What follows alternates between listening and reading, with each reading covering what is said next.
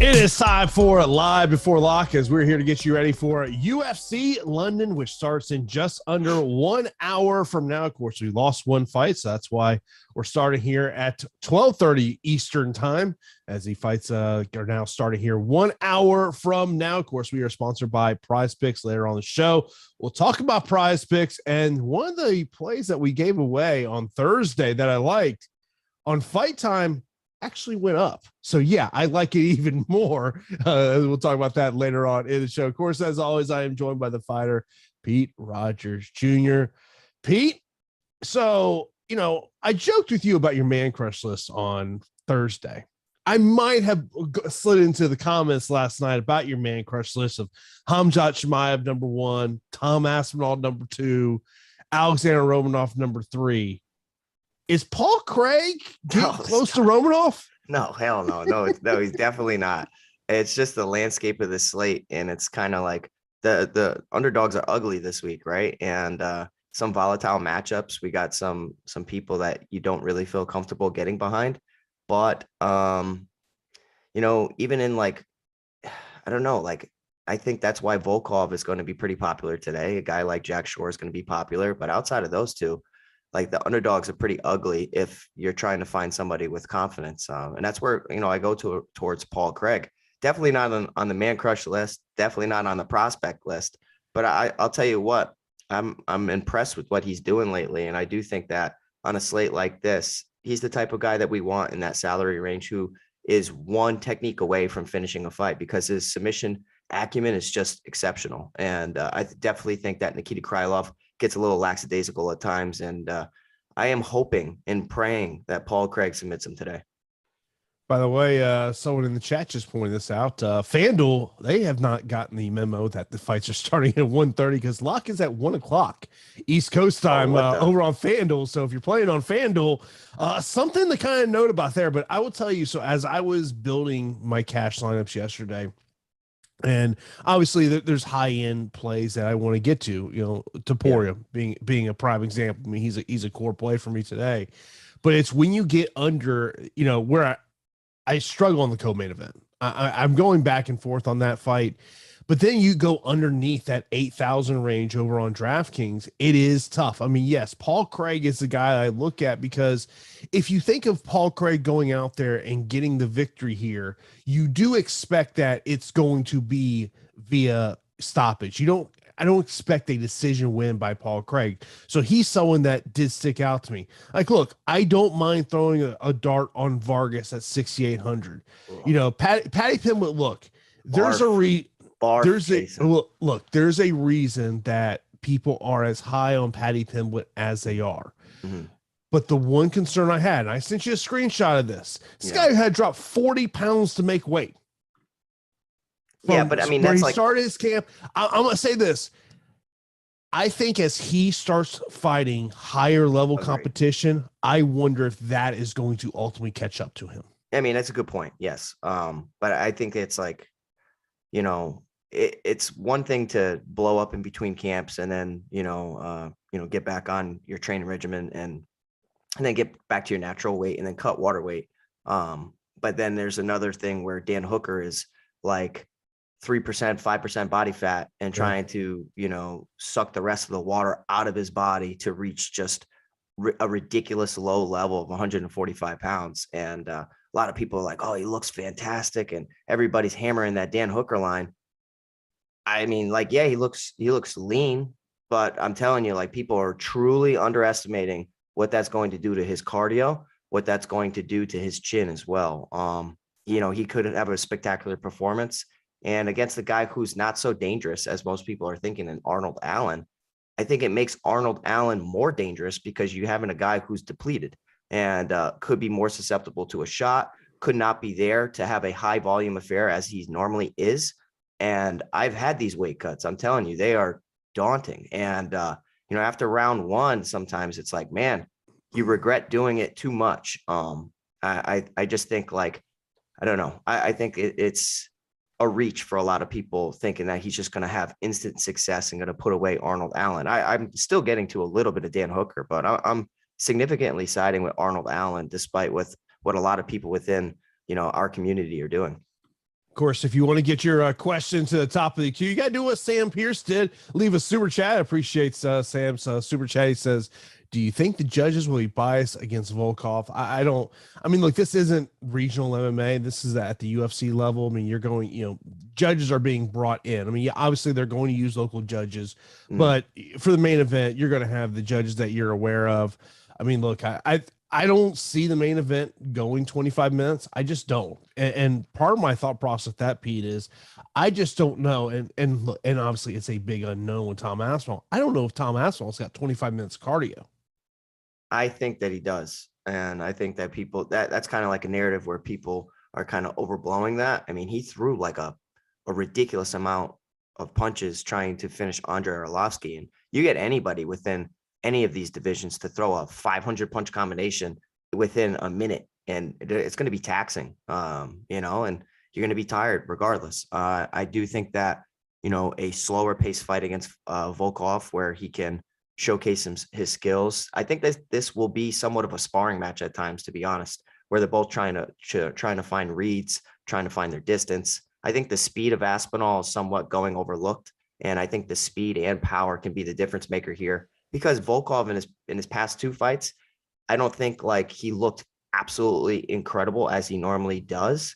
And like, think of it, like Greg Hardy went the distance with him.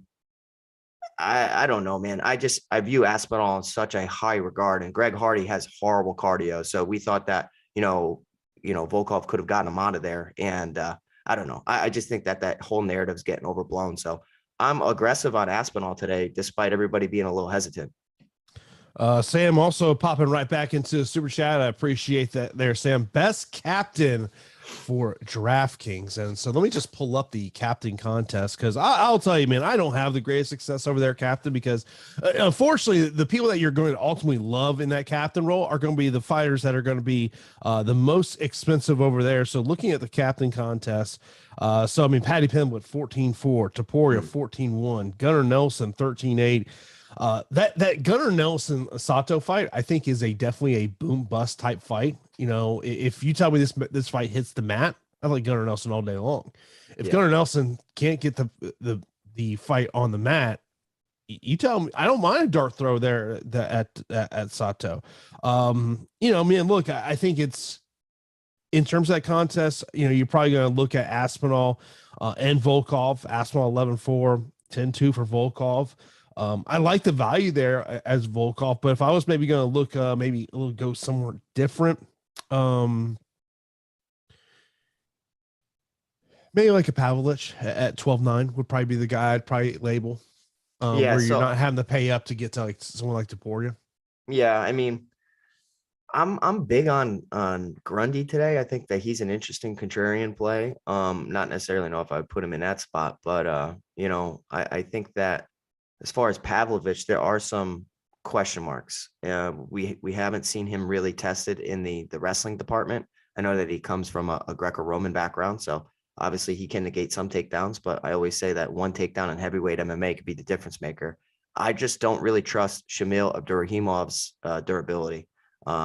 He's been cracked, he's been wobbled, he's been hurt a lot. I think that this is a nice KO spot for Sergey Pavlovich if he can keep it on the feet. Mm-hmm. Now, with all that being said, this is heavyweight MMA, and sometimes stupid things happen, and a spinning back fist or just one glancing shot can drop anybody. So as ugly as it is, I am forcing myself to get to a little bit of Shamil, but I'm definitely siding with Sergey Pavlovich. I think that he at this point just looks pretty dangerous, and outside that Overeem loss where he was planted on his back from just getting caught off balance, I think that he's looked pretty good, and I think that Shamil is somewhat shot. So I definitely think that Sergey Pavlovich could be a guy that's being a little bit overlooked today.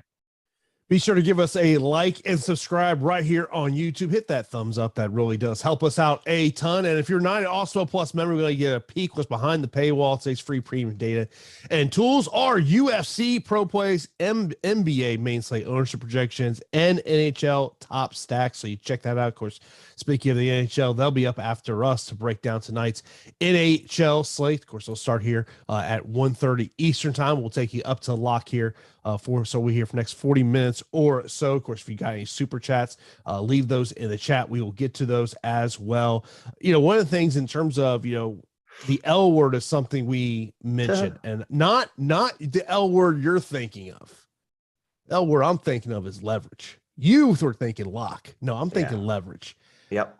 To me, on DraftKings, the leverage play of the day, and I don't know if this guy can be optimal, but if you're looking to get different from the field, you mentioned about how everyone's all over Jack Shore.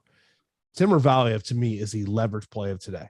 For sure. And it's a fight where I'm a little torn on, because I do think that the variety of striking of Timur Valiev could definitely pose problems for Jack Shore. I think that his hands have looked improved. I do question his ability to get the fight to the mat where he can really thrive in a matchup like that.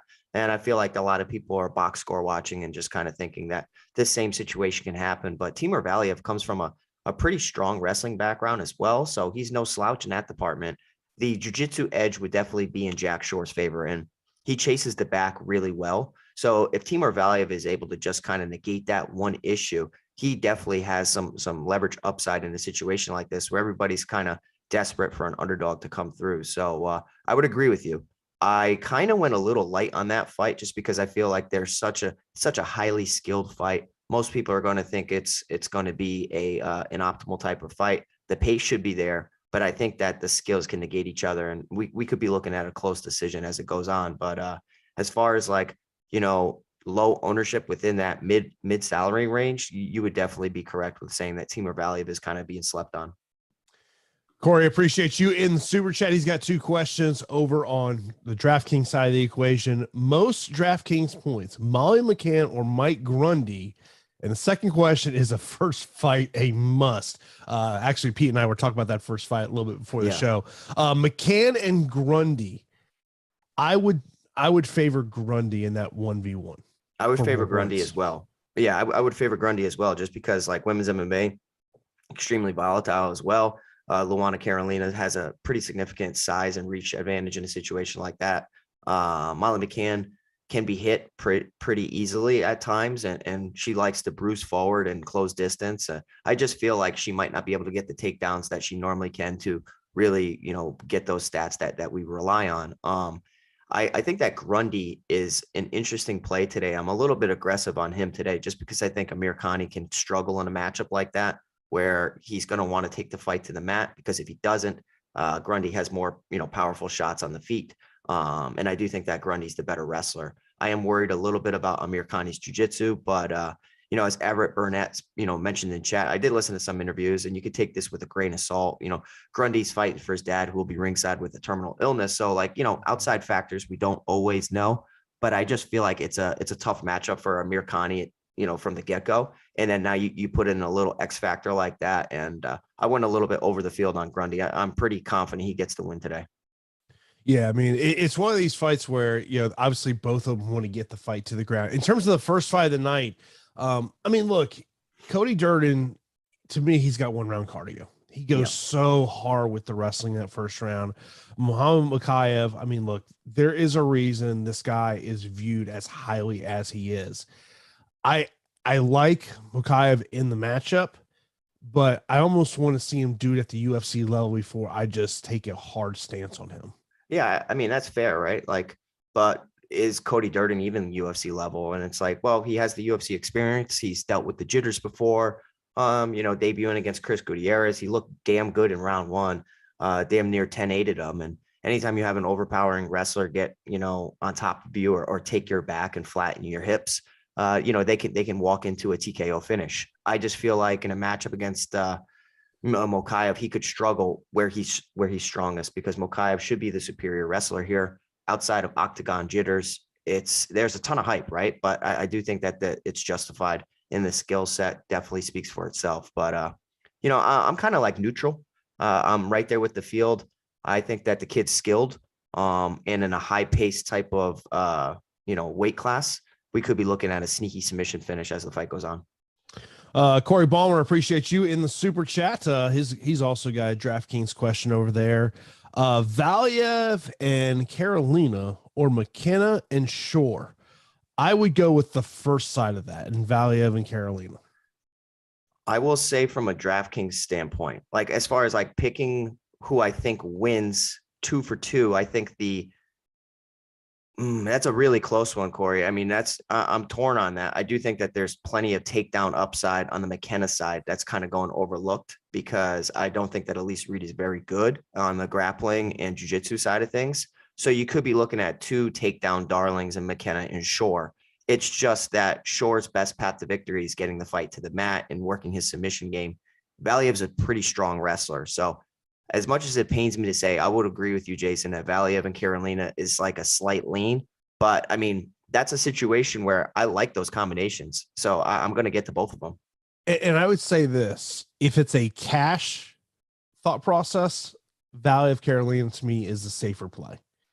In a GPP, yeah, I think McKenna Shore's got the higher upside. For sure. Absolutely.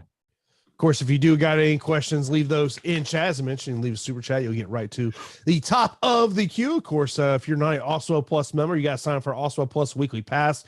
You get that for $29.95. Gives you access to everything we got over there at Awesemo.com. And of course, if you're just looking for an MMA pass, you can get that as low as $2.95 a week. And of course, that top fighter tool is a tool that I look at every week, is sitting there and figuring out where I want to maybe get some leverage on the field. I was kind of looking over the ownership of Fanduel a little earlier today and didn't really see that leverage spot that I see in Timur Valiev over on DraftKings. But man, it is just awesome tools. Me and Pete use these tools every week to develop our MMA lineups, and you got to use that to your advantage. Of course, be sure to sign up awesemo.com/join to sign up for Awesemo Plus weekly pass. Whether you want a full also weekly pass, you get that for $29.95 a week, or if you want an MMA pass, you can get that as well. Those start as low as $2.95 a week.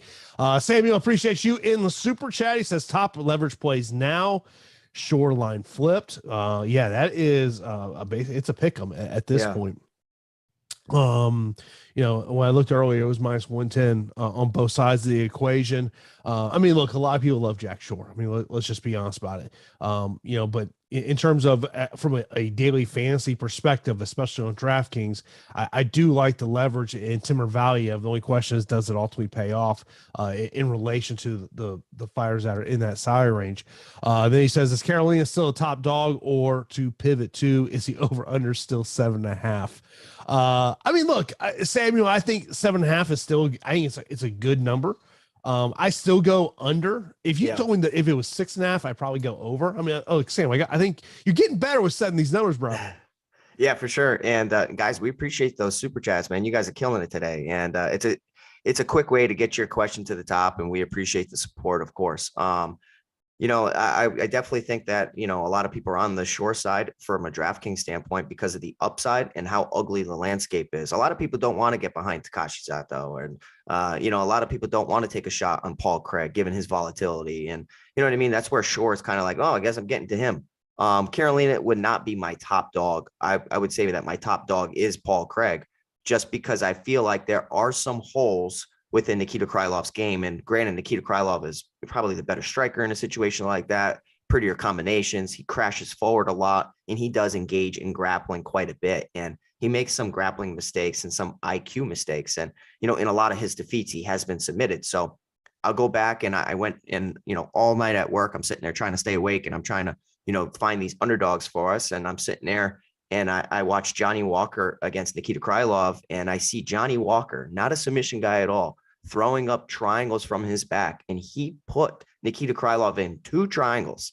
Now, granted, you know, it was a lazy attempt. Nikita Krylov had no urgency to get out of those triangles. And then he finally did, just because, you know, Johnny Walker probably doesn't know how to finish a triangle. And then there was an armbar attempt right then and there. And I'm sitting there saying, if he makes that same mistake against Paul Craig's taking that neck home. He really is. And that's where I'm like, okay, I can get behind an ugly fighter and Paul Craig with some volatility, just because he seems like he's starting to hit his stride. But regardless, the underdogs are ugly. And I would say that the under on 7.5 finishes is kind of where I would lean, Sam. Yeah, I mean, I like Carolina in terms of a cash play more than a GPP play. But, you know, you mentioned this a little earlier. The thing about Molly McCann is she's going to come forward. It's kind of like in the co-main event. Dan Hooker's going to push the pace. Dan Hooker is not a guy that sits back and takes his time. He's going to push the pace in that fight. So I think that's something to think about there. Eddie, I appreciate you in the super chat. He says best two pay ups and best two underdogs, DraftKings GPP. Best two pay ups for me. I mean, look, it's Topuria. Yeah, Topuria. And I mean, look, even though long term I have concerns about Paddy Pimblett, I would put Paddy Pimblett number 2. I mean, I think these are two showcase fights. Yeah, I would agree with you. I mean, like there are some concerns with him. There is finish upside in a matchup against Kazula Vargas. I don't think that Kazula Vargas is the guy that can take advantage of some mistakes in Paddy Pimblett's game. Question marks surrounding Gunnar Nelson, question marks surrounding Mokaev, and question marks surrounding Pavlovich. So that's where the two top end options, 9,400 Paddy Pimblett, 9,300 Ilia Topuria, seem to be like the most logical.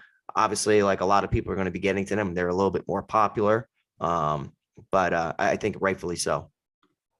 Yeah. When you talk about underdogs, I think one of the underdogs that people will probably take a chance on just because it is heavyweight MMA is Shamil Abdurakhimov. I really don't want to get there. I am though. I don't want to either, but I am. I'm forcing myself, Jason.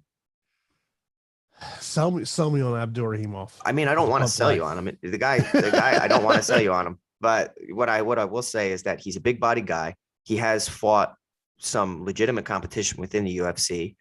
He's gone past the first round. He's taken people down. He's dealt with some adversity. Yeah, he's been knocked out, hit from Maine to Spain, and he's been, taking a lot of damage throughout his UFC tenure. But I mean, like we're banking on a round one guy in Sergey Pavlovich that got handled pretty easily against Overeem. And granted, that's Overeem amazing. When Overeem decides to grapple, some of the best top pressure in good ground and pound. So I can't really fault him in a situation like that. I was going back to Sergey's regional tape and I'm trying to find like, all right, let's see him against people who are really pushing that wrestling pace. How does he handle it?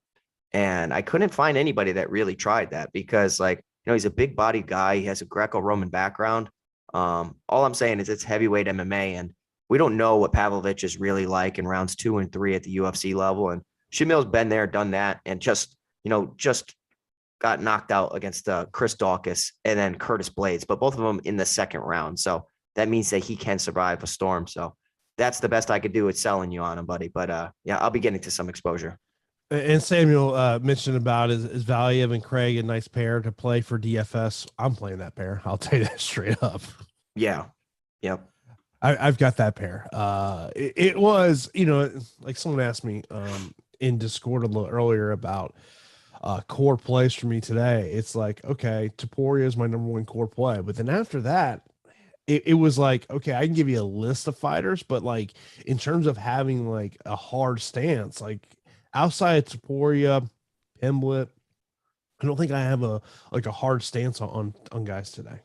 Yeah, it's the certain slates, right? Like we're saying that dogs are barking and there could be a few of them that come through, but for the most part, this does look like a lot of the favorites are, lined correctly. And outside of something crazy, which can happen every week, which is something that we really can't put our finger on. I can't preface this enough. That's why like getting exposure to some fighters that you think, if something could go in their favor throughout the 15 minutes that they could pull it off. Like for me, I don't think Amirkhani really has much of a shot today. That's just my opinion against Grundy because of Grundy's wrestling.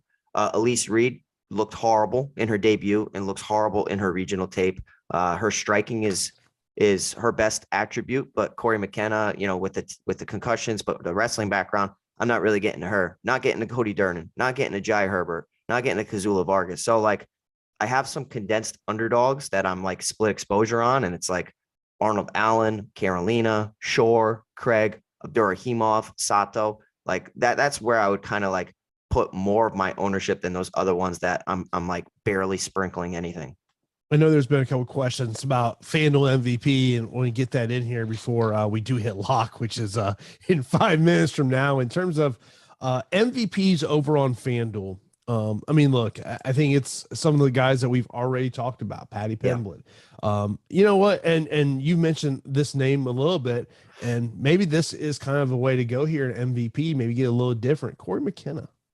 Yeah, I mean, there's takedown upside I telling you, Elise Reed just does not look like she can grapple all that well. And in the regional scene, like she had a gifted decision, against Jasmine Jasudavicius, which I don't know who scored that. Like Jason, I really want you to go back and watch that fight.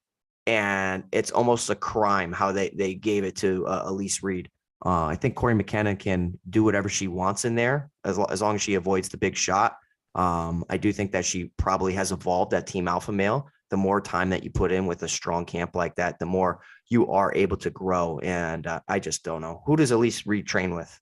You know what I mean? Like, I hate it. I hate to bring that point up, but it does matter at some point where training with some of the best can definitely be beneficial.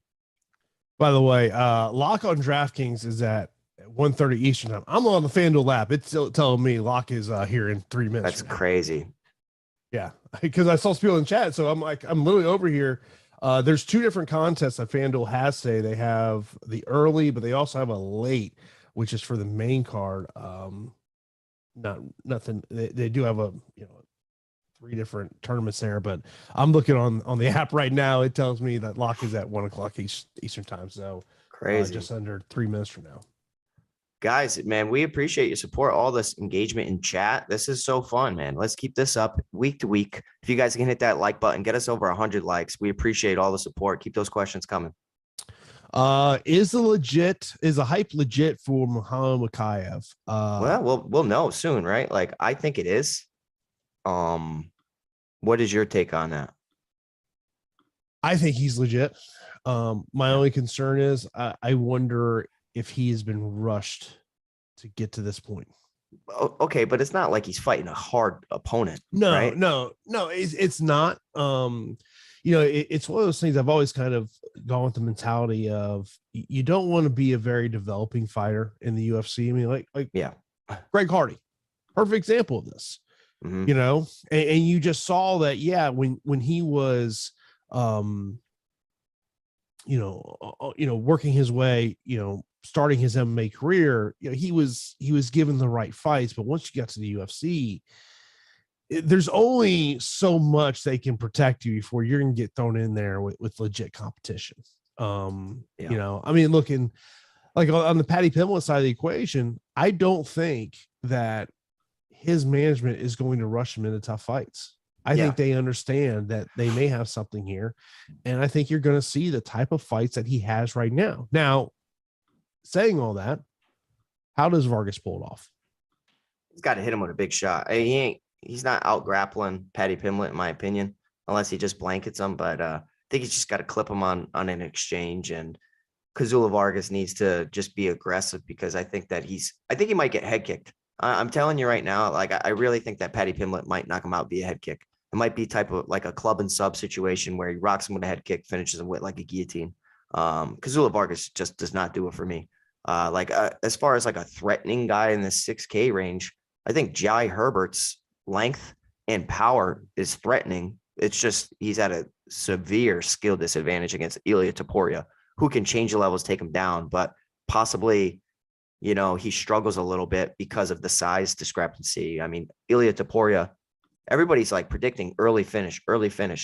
He went 3 rounds with Youssef Zalal, who definitely moves a lot, but like, I don't know. Like, I think that, Youssef Zalal is very good at getting back to his feet and defending, submissions and all that.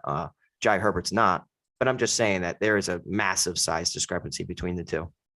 Look, and one of the things about Mokaev is he had a lengthy amateur career. I want to say it was like 21-0, 23-0 or something like that. I don't look a ton of that because it's amateur MMA.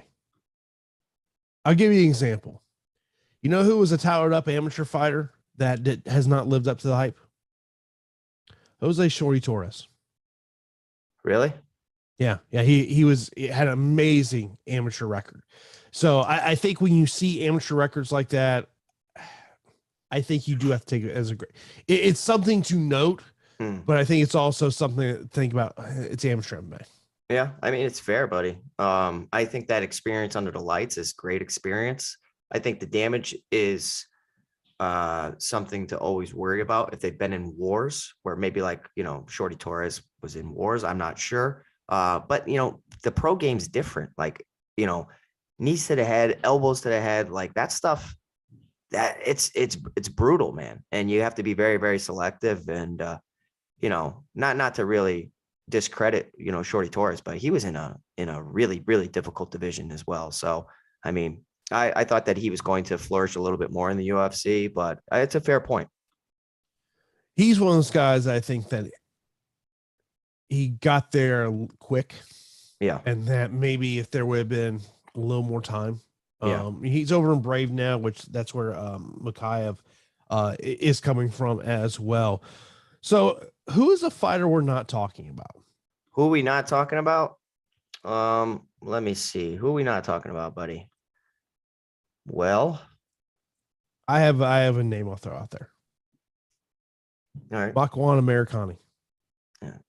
Yeah. I mean, he could land something stupid. And he has such a high, like, if we think about it like this, he shot 19 takedown attempts against Shane Burgos.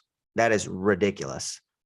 This could be a situation where maybe a losing fighter makes it into the optimal lineup this week, just given how ugly the underdogs are. And, you know, he went 3 of 19 in that fight, and he has some, you know, sneaky submission skills. But I feel like Grundy is a really, really nice play today. I mean, we've talked about him. Who are we not talking about? Okay, I'll say Takashi Sato. And if we're thinking about that fight, Gunnar Nelson's been inactive for several years now, like 2.5. And if you go back and you watch him against Southpaws who have a similar style to Takashi Sato, he's been hit with a big left hand. And he's been rocked numerous times. So like, you know, Leon Edwards hit a beautiful elbow on the break and busted his eye and had him on skates. In addition to that, like if you go back some time, Rick Story, who was actually like a staple within the division, hit him with a looping left hand, and it looked like Gunnar Nelson was going to be knocked out pretty handily, and he recovered. You know, Takashi Sato looks like a guy on paper that should get subbed within 2 rounds against Gunnar Nelson, you know, because of his submission acumen. But he is at Sanford MMA. He does come from a judo background. If Gunnar Nelson comes with some upper body clinches and just that attempt to get him to the mat, that's where Sato can negate that, keep it on the feet. If he keeps it on the feet, I think that he is, you know, in a sneaky spot because he has some power despite his volatility. I mean, he defended 7 takedowns against Bilal Muhammad. He still got ragdolled throughout it, but Bilal is an absolute stud. The recent loss to Miguel Baez, it does definitely not, you know, inspire confidence in saying that, you know, put him in some lineups, but he's cheap enough where I do think that he can hurt Gunnar Nelson if this stays on the feet. And Gunnar does not really have the best striking defense. So that's the guy I think that we're not talking about. Speaking of Gunnar Nelson, he's one of those guys I love over at Prize Picks today. Of course, Prize Picks, a sponsor of the Also MMA Live Before a Lock show. Of course, use that promo code Awesemo for instant first match deposit of up to $100 to get 1 free month of Also Plus Platinum when you sign up, deposit, and play over at Prize Picks. You'll get an email within 24 to 48 hours to let you know how you can redeem your free month of Awesemo Plus Platinum. And so on Thursday's Strategy Show, I mentioned that Gunnar Nelson's fight time was 8.5. Yeah. It's now 9.5. Love the under. Yeah. Yeah. Yeah, it's weird, right? Because you want to get your feet wet when you return to the octagon, and you want to, you know, maybe not rush things, because if he rushes things, it's, you know, the fighter that's been acclimated definitely has an advantage. I do think that there is volatility, you know, and I do think that the under 1.5 makes sense. So I would agree with you. It's close, but I would agree with you. The Arnold Allen takedowns prop has not moved at all since Thursday. Still 1.5. I like the under on that one. I'll give you another under on takedowns. I like the under 3 takedowns on Jack Shore, excuse me. I think that's a good one too, man. I mean, Valiev, he'll get taken down, but I think that he'll spring back up. And, you know, once you feel a guy's strength and their leverage, that's when you can make adjustments. And you're like, oh man, this guy's not as strong, or I need to do this.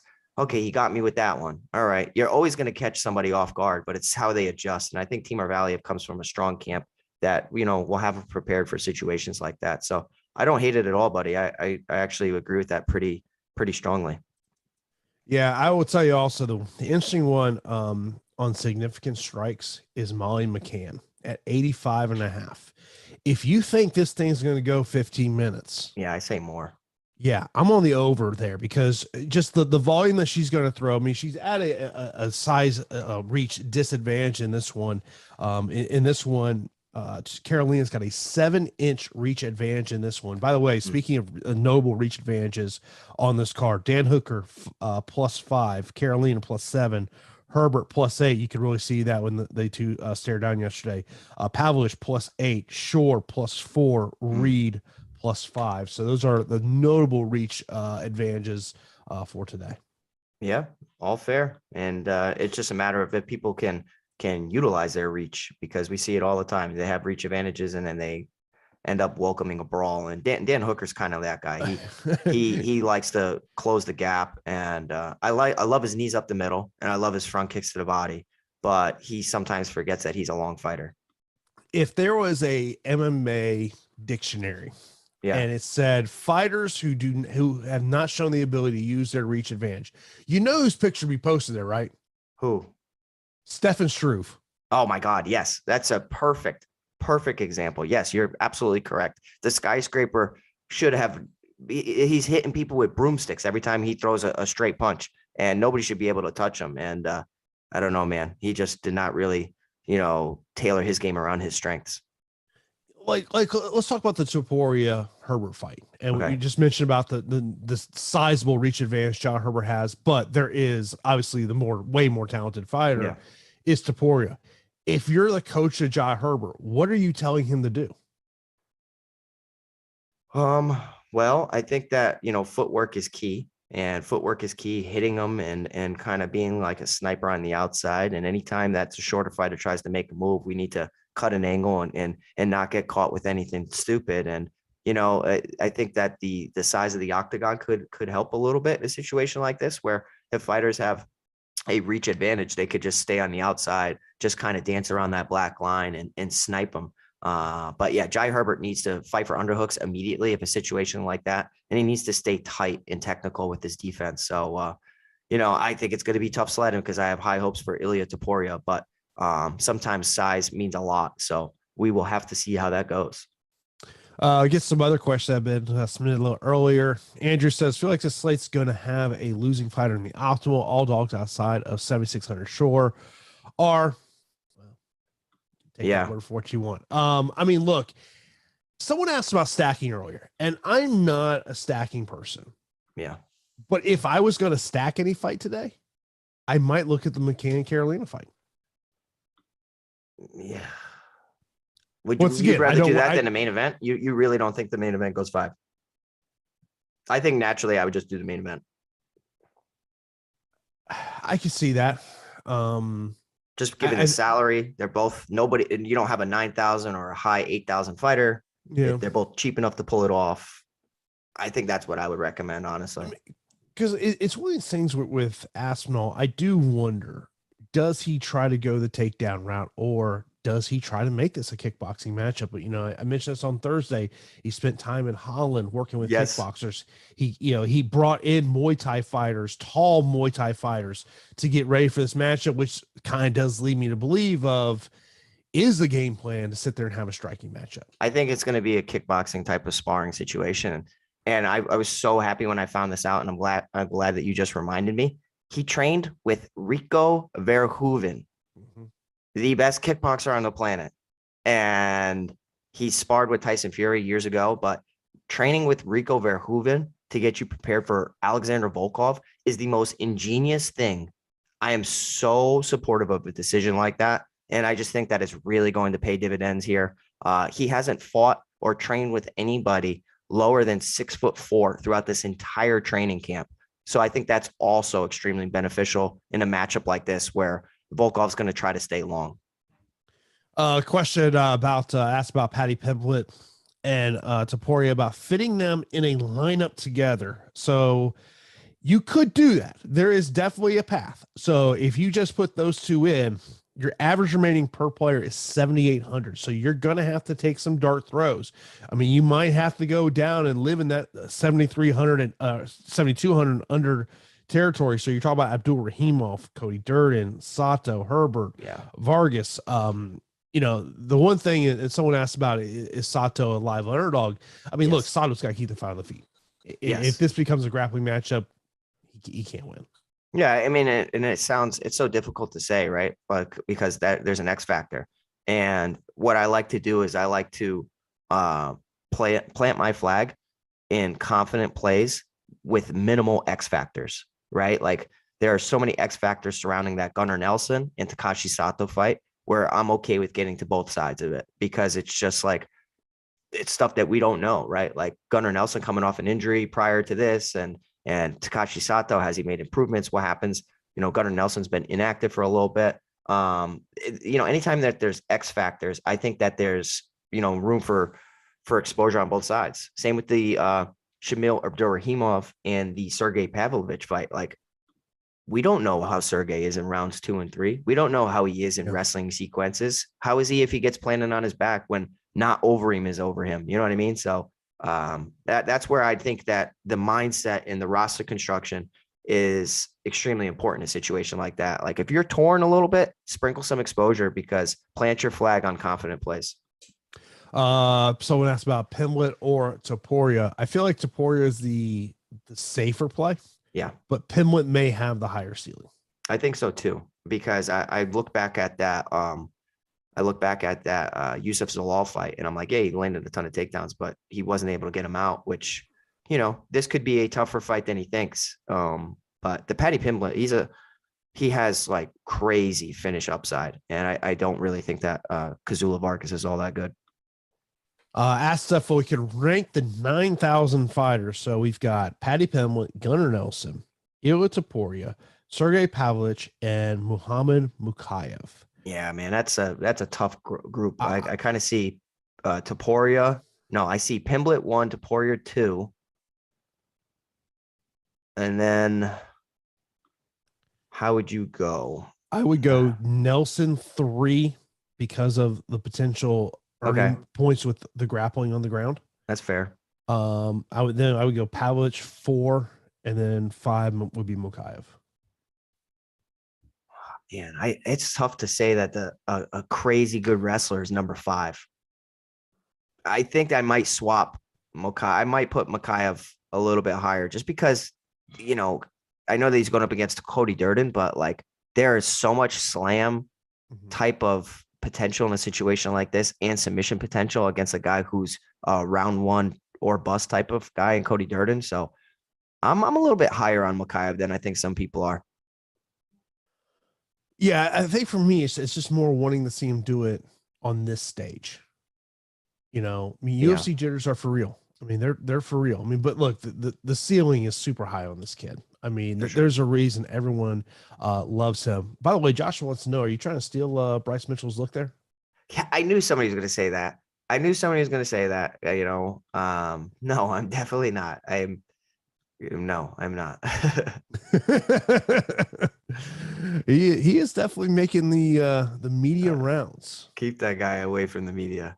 Yeah. Oh goodness. Let's see here. Let's get some other questions here. Who will be the top 3 highest owned underdogs in your opinion? Jack Shore 1, Volkov 2. 3. It's got to be Paul Craig. Yeah, it's got to be. Yeah, got to be. How many underdogs come through? Over under 3.5. Yeah, I'm saying under, man. I'm saying under. I don't see a situation where 3 of them come through. I mean, it could happen if you want to count Arnold Allen. Okay. So I'll backtrack. I think that Arnold Allen is the 3rd most popular besides Paul Craig. Yeah, that's just I just keep going back and forth in that fight. I know I've seen a lot of people like hammer lines on Dan Hooker and they love him. And, you know, I mean, I like Dan Hooker as well. It's just I've seen it firsthand time and time again when people think that dropping weight's going to be, you know, it's going to work to their benefit. And I'm just leaning a little bit more towards no, that it's not going to. And I'm going to back the guy in Arnold Allen, who looks extremely healthy at his weight class. And, you know, we saw him touch up Sadiq Youssef twice. And I think that's something of note. And I know Sadiq doesn't really have the best chin, but Dan Hooker has a tremendous amount of damage on his body. So I honestly think let me ask you this question. All right. If a finish happens, who do you think it happens from? Do you think Hooker finishes Allen, or do you think Allen finishes Hooker? Hooker finishes Allen. Wow. I am contrarian this week. I am saying the reverse. I think Allen could finish him. Look, I'm just saying with Dan Hooker, I just want to be in the gym when him and Izzy are sparring and the trash talking that's going on over there. I love it. Yeah. You remember his line? Remember his line that Izzy told? Yeah. Victoria's a real champ. Yes. Absolutely. Yeah, I was listening to an interview Dan did. He's like, look, yeah, there's trash talk. He goes, it's way more Izzy's part of it is on my part. Yep. I love it.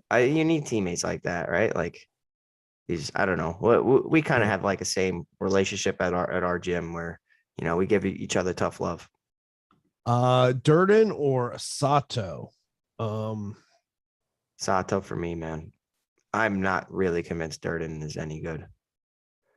Yeah, I mean the only thing with Durden is a takedown upside. I mean that's clearly there. If he does go that route, but yeah, you know it may be regulated because of what Mikhaev can do. So yeah, I'd probably go Sato.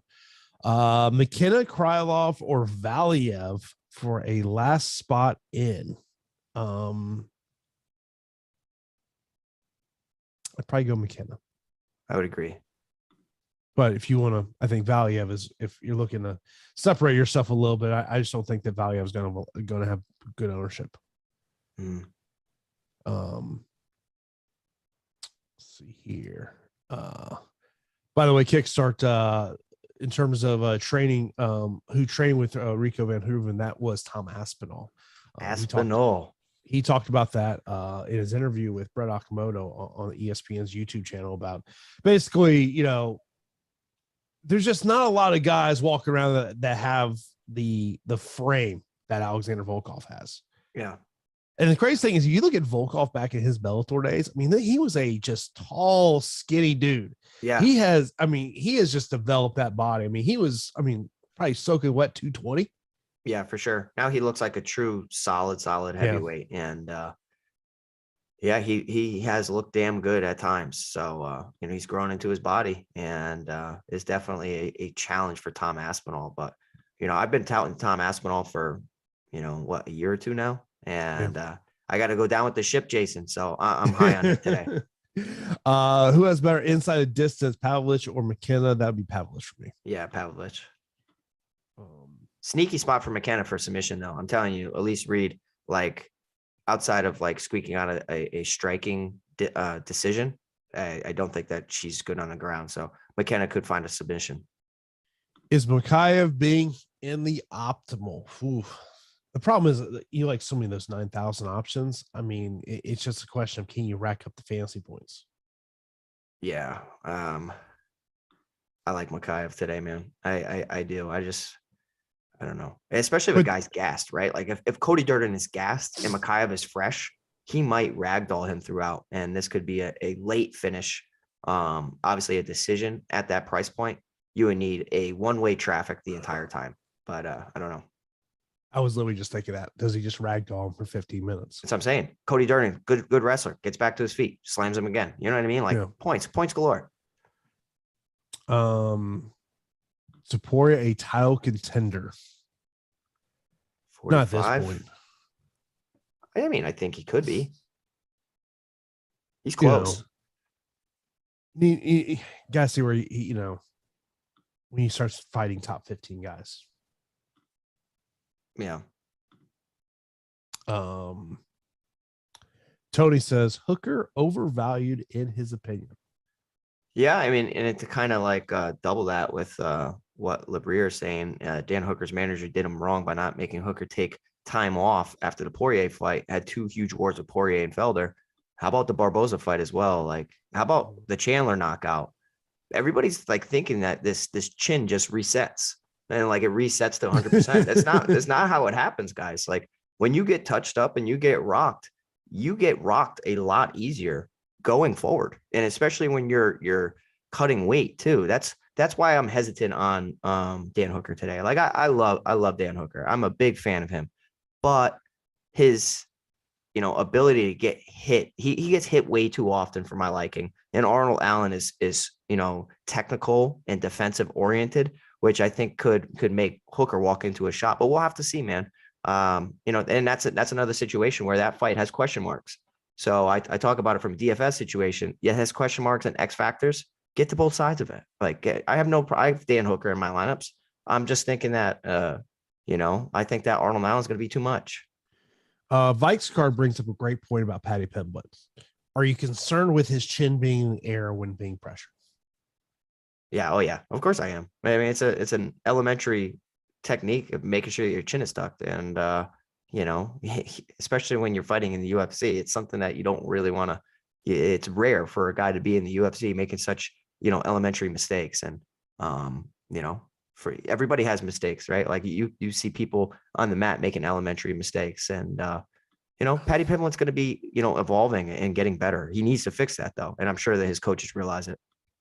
Oh, that's been I mean, there's various ways. Like I've heard coaches use pool needles, of basically trying to get fighters to put their chin down. Yeah. I mean, what I do with my guys a lot is, I make them take a tennis ball and I put the tennis ball underneath their chin and I make them keep that tucked as we're doing all shadow boxing and drills and pad work even. And, and then we take the tennis ball away and see if they're still making the same, mistakes or whatnot. But yeah. And the other thing about Paddy Pimblett is fighting in London, I mean, look, outside the main event, it is the reason a lot of people are going to be tuning in. How does he handle that atmosphere? Does he try to go out there and do something spectacular, or does he just fight a smart game plan? I mean, I think that's the one thing I want to see with Paddy Pimblett is, as we look at what his first fight in the UFC was and to see what changes were made. Who knows? Maybe we see a guy that just comes out way more disciplined and you're going, oh man, he fights discipline like this. The sky's the limit. That's what I think. It's kind of like recency bias in this game, especially from like the betting market and people breaking down fights and everybody out there. Like there's so many things out there and everybody is just basing it off of one fight or a small sample size or they're not taking things into context. And recency bias in MMA is like, you're only good as your last fight. You lost, you suck. And they're going to tail your opponent. It's just how it is. So just kind of realizing that and seeing through the noise is extremely important when breaking down fights. We have Andrew saying a question I kind of really want to get to is saying that why is Pete so high in Aspinall? He probably wins, but I doubt it's going to score well. Don't you guys have worries that it's going to be a repeat of Gane and Volkov? And my answer to that would be the salary, the 8,300. It's not like we're getting, Aspinall at 9,100. He's mid-priced. So in 5-round atmosphere, he would have to really crap the bed in order to not come through at that price point. Yeah. But we're just about 5 minutes away here from locking. Pete, any final things you want to mention before you turn things over to the Nhl Strategy Show? No, man, I can't wait for these fights. I love daytime MMA. Like I love daytime MMA. I wish it was all the time so I don't have to, be running around like crazy. We could just chill, watch the fights. And this card is going to be a banger. I wish Nathaniel Wood was on it, but from top to bottom, I'm excited. And I hope you guys get a chance to enjoy this card. Yeah, Nathaniel would have been a top play for me today if he stayed on this card. But that is going to do it for this edition of the Also MMA Live Before Lock Show. We'll be back next Thursday with the Strategy Show to get you ready for the card that's taking place in Columbus, Ohio next week. I want to say it's Blades and Dawkins. I want to say is the main event on that one. So keep it locked here at Awesemo.com. Coming up next is the Nhl Strategy Show. Be sure to smash that thumbs up button as you exit the show. Have a good day, everybody.